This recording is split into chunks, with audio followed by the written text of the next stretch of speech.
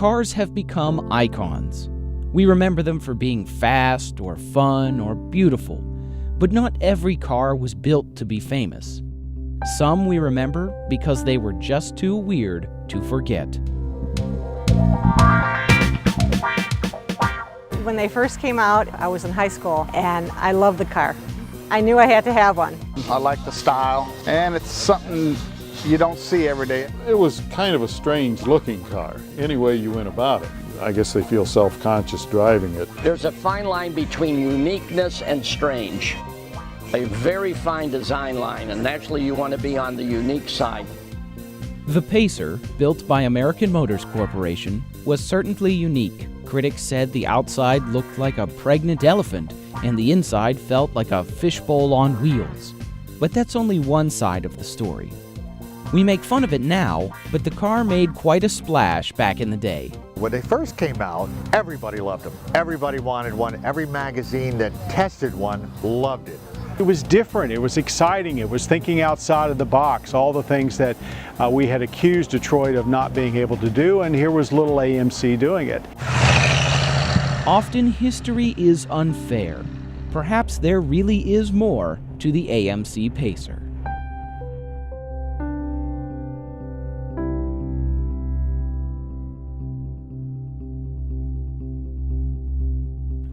After World War II, America had over 10 different car companies. But as the economy grew, so did competition between them. The three largest, General Motors, Ford, and Chrysler, dominated the business. These so-called Big Three could afford to sell cars for less because they built so many. Smaller companies were soon joining forces in a desperate attempt to stay alive. In 1954, the Nash Kelvinator Corporation merged with Hudson Motor Car Company to form American Motors Corporation, or AMC. It managed to stay in business by offering small, economical cars that were good on gas, something America didn't have a lot of. Despite bad management and a few near-death experiences, AMC survived the 1960s. In 1970, it bought the famous Jeep brand from Kaiser Corporation, making American Motors the fourth and last automaker in the United States. At the start of the 1970s, AMC's tiny Wisconsin factory produced a very thorough lineup. Hornet, a thoughtful compact car and one of the company's best sellers. Sportabout, a popular wagon version of the Hornet, despite somewhat sexist advertising. Gremlin, a tiny car based on the Hornet. This was America's first subcompact. It debuted April Fool's Day, 1970. Javelin, a big bad muscle car whose days were numbered by high gasoline and insurance prices. Matador, the somewhat dowdy family car that made up for its looks by providing a good value. And Ambassador, an affordable luxury car and the first American vehicle with air conditioning as standard equipment. AMC saved a lot of money through clever cost-cutting. Cars used the same engines, body panels, electrical systems, and even door handles. Being a small company had its advantages, too.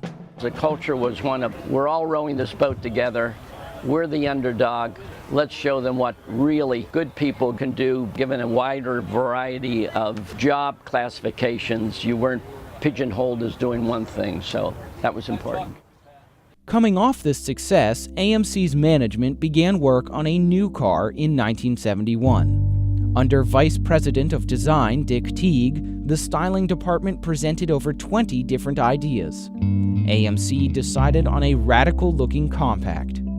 They knew Americans wanted maybe something smaller, more fuel efficient, but not necessarily tiny.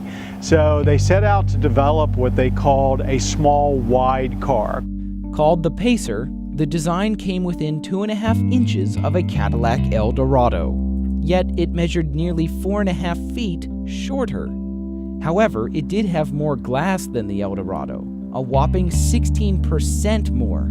In fact, it had more glass than about anything on the road, at 5,615 square inches. To ease access to the back seat, designers made the passenger door 4 inches longer than the driver's. To improve handling, the Pacer had advanced rack and pinion steering. In this system, the steering wheel connects to a tiny gear or pinion. The pinion sits on a rack of teeth. When the driver steers, the rack moves left or right and turns the wheels. This provided very responsive and precise steering, and only a handful of other American cars had it. Not every great idea made it into the final car, however. We first started out with LEDs as the readouts versus the regular all analog, but there was issues with cold slowing down the LEDs and so forth, so it was in the amoebic stage. Perhaps the biggest innovation was under the hood. To keep the Pacer fast and light, AMC planned to give it a Wankel rotary engine. Named after German engineer Felix Wankel, the rotary engine has no cylinders. Instead, the combustion cycle is carried out inside of an oblong housing by a triangular rotor. Wankel engines provide smooth, high revving power and usually weigh a lot less than conventional ones. This design would keep the Pacer light and athletic. Engineers also considered making the car front-wheel drive as well. Rather than produce the engine itself, AMC arranged to purchase it from General Motors. Unfortunately, General Motors canceled the program at the last minute, citing concerns with poor fuel economy and trouble meeting pollution regulations. Japanese automaker Mazda was encountering similar issues with its own rotary engine cars. For AMC, the timing couldn't have been worse. At the 11th hour, just before the Pacer was supposed to go into production, GM announces, you know what, we're not going to build this engine after all. And AMC was stuck with a design built around one particular engine. They just didn't have a backup plan. That was foolish. AMC spent nearly $60 million developing the Pacer. The company couldn't afford to cancel it now. Engineers somehow managed to shoehorn AMC's existing six-cylinder engine under the hood. The massive block barely fit into the car. It's certainly not one of the easiest cars in the world to work on. The engine was set back under the cowl, so the windshield came out and covered half of the valve cover, and to put a valve cover gasket on it was kind of a major operation. The old engine added a lot of weight to the new car, but AMC didn't really have a choice. The tiny company had a lot of hopes riding on the Pacer. 1974 auto sales were down 23% from the previous year. 1973's fuel crisis hurt the industry, and rising inflation wasn't helping. With the engine problem finally solved, AMC fired up production and prepared for an uphill battle. Okay, hit it! Wide, small was never this wide. Wide, small was never this wide, wide, wide, wide. Introducing the AMC Pacer, the first wide, small car. Look out! It's too wide! The widest small car made. The AMC Pacer, the first wide, small car. I didn't know it was that wide. The Pacer took the automotive world by storm. Suddenly, all eyes were on American Motors for 1975. I drove one to the post office when it was just out. I think they were only out a week, and I came out and there was a crowd around the car. They thought it was something from outer space or something. It was so modern and so futuristic. Magazines like Car and Driver and Road and Track said some very positive things about the car, and you got in it and you felt like you were almost outside, like you were in a bubble, and that was really pretty cool. So I think it was a very positive reaction. They said it was the car of the future. Suddenly it's 1980. It was the greatest thing on four wheels. And they sold like crazy. And the showroom traffic was just unbelievable. There was constantly people coming in to check the car out, and there was a waiting list for the cars, and we couldn't keep them on the lot. AMC now faced a new problem. The factory couldn't build Pacers fast enough to meet demand. Original predictions of 80,000 cars for 1975 now seemed modest. By year's end, AMC made a whopping 145,528 Pacers. Beating the odds, the Pacer became the little car that could.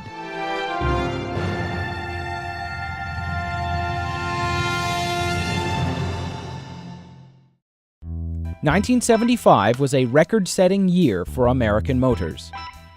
But going into the Pacer's second year, AMC employees began to notice something. One of the plant managers came into my office and I says, "How are we doing with the Pacer?" And he says, "Well, I'll tell you the truth. I didn't think it would be this good, but it's done really well." Maybe less than a year and so forth, he comes back in for another visit. I said, "How are things going with the Pacer?" He said, "Good." He says, "Oh my God." He says, "Probably everyone who wanted one got one." The public's initial love started to wear off. Early on, we were plagued by electronic ignition problems because the electronic ignition was rushed to the market. They did boost production way too fast. And when you do stuff like that, you speed up the line, mistakes are made, as they say, and the quality of some of the Pacers was not as high as it should have been, particularly in the area of interior fits and finishes. Trim pieces literally disintegrated over time as the car's massive windows allowed UV rays to penetrate the plastic. In the past, AMC's quality often surpassed that of the big three, but since they were the underdog, the public found it easy to pick on them now. Quality in general was not very good among domestic automakers in those days. Matter of fact, it was downright poor. Everything leaked oil, everything had suspension problems, the brake systems were crude at best, but that was everything. Owners also began complaining about the Pacer's fuel economy, or lack thereof. Gas mileage was very important back then because gas prices had gone up. You know, people were looking for 20, 25 miles per gallon around town, and, you know, Pacer just couldn't do that. So people started backing away when they heard these claims that, you know, this is not a real high gas mileage car. AMC should have fixed these problems during the design phase, but some of them were beyond the company's control. The government and the public both pressured car makers to improve their fuel economy in the 1970s. Ironically, the government also made it very hard to do. With the 70s came automobile emissions regulations. Manufacturers struggled with new equipment to clean up their cars' filthy exhaust. It was just a giant boondoggle that most of it didn't work for the long haul. It was difficult to deal with and made the cars next to impossible to keep running properly.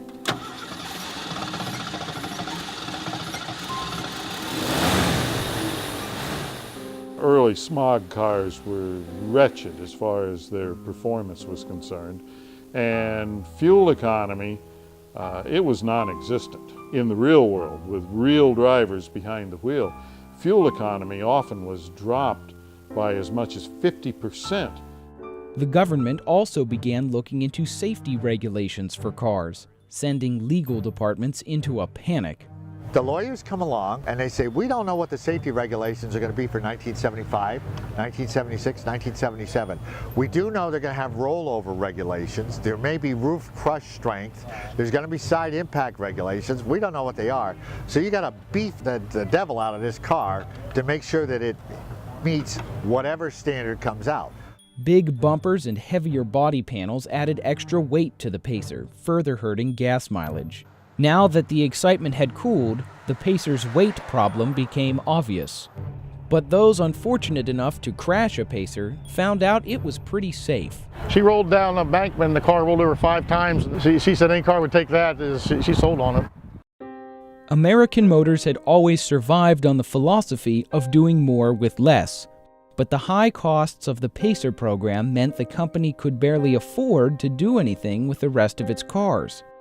The Javelin and Ambassador both died off in 1974, leaving the Matador as the sole big car. The Hornet and Gremlin lines, now over 5 years old, both looked outdated next to the competition. What little money AMC had went into making cars more fuel efficient. They brought out a 4-speed transmission to help with the fuel economy. They tinkered with the carburetor, which improved it quite a bit. They changed the axle ratios to everything to try and increase the fuel economy. By now, the Pacer's futuristic styling no longer engrossed the public. Only so many people wanted to buy a 2-door hatchback. With sales down across the board, AMC released a second Pacer model for 1977. Introducing the new AMC Pacer wagon, the wide wagon with Pacer room and ride. Plus something new. Instead of narrow cargo space, we turned our space sideways, so everything's easy to reach. AMC Pacer, the wide wagon. There's more to an AMC. The Pacer wagon offered more room and a more conventional look. It sold better than the hatchback, but combined production still only reached 58,000, less than half compared to the year before. But AMC employees had a habit of digging in their heels when the going got tough, so they made big plans for 1978. Under Dick Teague, the styling department pulled off a miracle, turning the old Hornet into a new luxury car called the Concorde. Stylists also revised the Pacer's front end for a more orthodox look. The hood now had an odd bulge in the middle. With more room, AMC engineers somehow managed to cram a bigger V8 motor into the car. This certainly solved some of the performance problems, but the 5-liter mill did not provide anywhere near the fuel economy people wanted. However, Japanese and German imports did have fuel-efficient cars, and they continued to eat into American Motors' market share. Slow Pacer sales made matters worse. A lot of costly engineering work went into the V8 model, as few parts could be shared between it and other AMC vehicles. At the time, I read an article that the cost of the conversion to the V8 was never recouped. American Motors could not afford any more expensive mistakes like this. Fortunately, sales of the Jeep division continued to grow, but it wasn't enough money to create a fresh new car design that AMC desperately needed. Help came from an unlikely source. American Motors announced a new partnership with French carmaker Renault. Renault would sell French cars through AMC dealerships, and AMC would build a new Renault-designed compact at its American factory. As it turned out, the French loved the Pacer. When Renault bought out AMC, they kept reminding us that the Pacer was the resistance, the beauty. I mean, they really loved that car. Either way, no amount of love could rejuvenate the Pacer's sales figures. Whether it was the awkward shape, poor performance, or mediocre gas mileage, the public had spoken. Part of the problem with a Pacer or any car that's so revolutionary like that is you can't change the car enough from year to year to keep interest alive. We've seen it with many other cars of its type. And everybody that really wants one gets one, then what do you do to keep the interest up? 1979 brought a second fuel crisis to the United States. Rising inflation and the unstable economy caused national car sales to sink like a stone. The success of the Concorde helped paint a brighter picture. It sold modestly well, and designers tweaked the styling for a more modern look. It became the company's senior car as the aging Matador was quietly put out to pasture. The team also cobbled together some existing designs to finally replace the Gremlin. Called the Spirit, the new subcompact looked nice, but failed to catch on like the Concorde. The Pacer lineup persevered with few changes. By now, it was obvious that sales would never recover. As a result, 1980 would be its last year on the market. 5 years after it rocked the automotive world, the Pacer disappeared. A total of 1,746 Pacers were built for 1980. AMC stopped production in late 1979 to free up factory space. American Motors used that space to build a whole new type of car. By combining existing bodies with a four-wheel drive powertrain, it created the AMC Eagle. The Eagle took flight in 1980 as the first vehicle with car-like comfort and SUV capability. It seems AMC once again was ahead of their time. By the mid-80s, it looked as if the company's luck might finally change. The U.S. factory began churning out the appropriately named Renault-AMC Alliance. But like so many partnerships in the automobile business, it soon became obvious who was in charge. But as Renault plays a bigger part in AMC's future, the French way of doing things is slowly becoming more dominant. New management came in, and AMC's tired old designs took a back seat. Despite Renault's efforts, the U.S. failed to fall in love with French cars. I guess the reason it didn't succeed was maybe because Americans had had some bad experiences with Renaults before. They weren't particularly known as very reliable, and some of those cars did not do very well. Political trouble in France led to problems at Renault. The company needed to cut costs, So in 1987, management put American Motors on the chopping block. Coming off a wave of success, Chrysler CEO Lee Iacocca eagerly bought up the tiny company, mainly for the lucrative Jeep brand. He integrated AMC as Chrysler's Jeep Eagle division, and they sold Eagle wagons until the parts to build them ran out. And with that, American Motors Corporation disappeared for good. AMC's history is one filled with woulda, coulda, shoulda moments. In the end, the Pacer program was just too expensive for the tiny company. It went against AMC's tried-and-true strategy of shared designs and cost-cutting. But AMC also faced numerous problems outside its control. Between fuel shortages, foreign competition, government regulations, and GM's canceling of the rotary engine, the program may have been doomed from the start. It's a sad reminder that the underdog doesn't always win. In retrospect, I can only say that AMC can never be replicated. That was a wonderful place to work, just a terrific place to work. But even though the company died, the Pacer lives on. Actually special ordered it from the Kenosha factory back in '77. It's been a daily driver until I retired. That was about 2003. They're unusual. You know, you go to car shows, you see Corvettes, you see Mustangs. You don't see many Pacers. The Pacer in particular is very strange, but yet it's a car that's easy to drive. It's got all the creature comforts you would want. And my wife and I have always liked that oddball kind of car. People look at the car and the first thing they do is they start smiling. We're cruising across America giving laughs.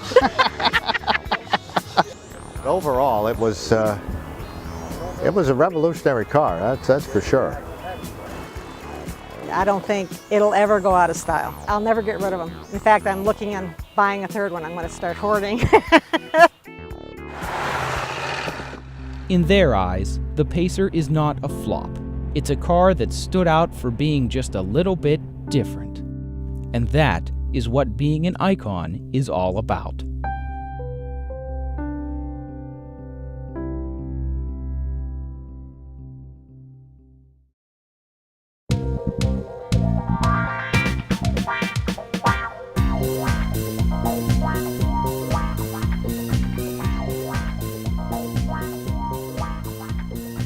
Well, one day I was at an auction, and it was getting toward the end of the auction, and this Pacer came up on the block, and just about everybody had walked away. I'm looking at it, and I'm thinking it's kind of a cute car. It was a white one, had brown or burgundy along the bottom, and so on. It was in real nice condition, and nobody was bidding on it. So I started bidding, and I think I paid like $300 for it or something, and I figured, no way but what I'm going to make money on this. So took it back and reconditioned it and put it on the used car lot, and couldn't get anybody to drive the car. I drove it, I used it to move stuff around and one thing and another, but couldn't get anybody that was interested in buying it. And had the car for, I guess, almost 3 years in inventory, and kept lowering the price and lowering the price until one day I got sick of looking at it and took the car back to the auction, and believe it or not, a $300 car, I took a loss. How much did it go for? I think it was $138 or some such thing.